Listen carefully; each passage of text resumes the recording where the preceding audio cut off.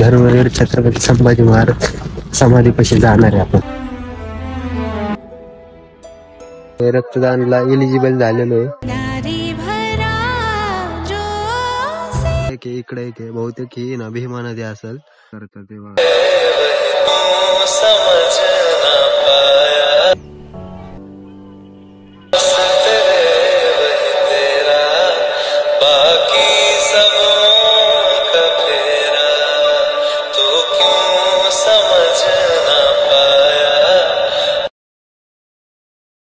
Just पोचलेलो आहे आपण तुळापुरामध्ये महाराजांच्या समाधीच्या ठिकाणी.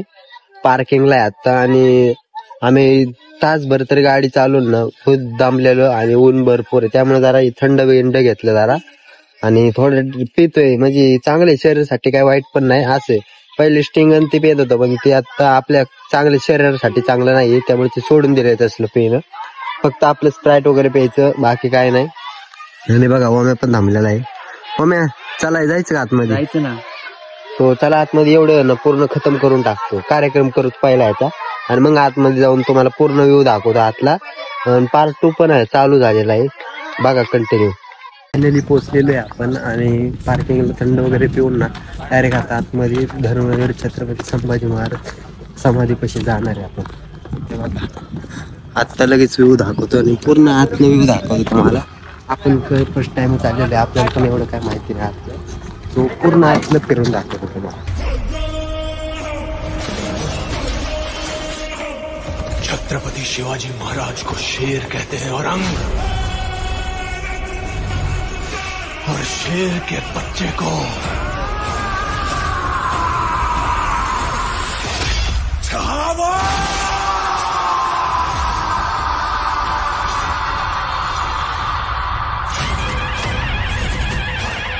रक्तदानला आलेलो आहे. आपलं वजन भरले 55 आणि रक्तदानला एलिजिबल झालेलो आहे. आणि बघू शकते रक्त वगैरे दान वगैरे चालू आहे त्यांचं.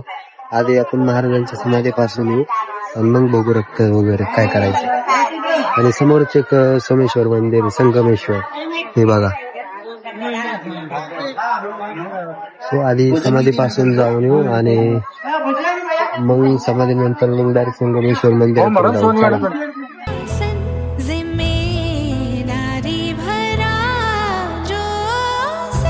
सांगितलेलं की 2 नद्यांचा संगम आहे, भीमा आणि इंद्रायणी. तर ह्या 2 नद्या आहेत, हे बघा पूर्ण 2 नद्या आहेत.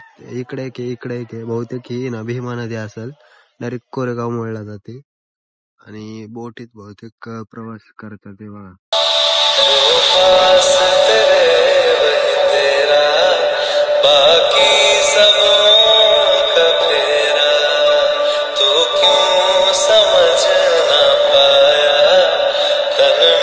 एक नदीच्या साईडला चाललेलं आहे,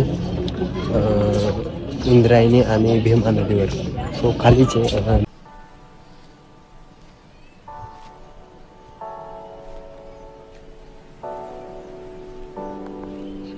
भीमा इंद्रायणी नदीवर आलेलो आहे.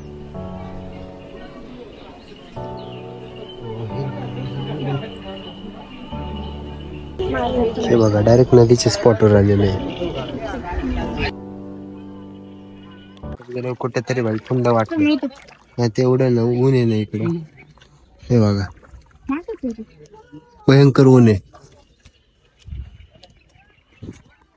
मंदिरात पडली.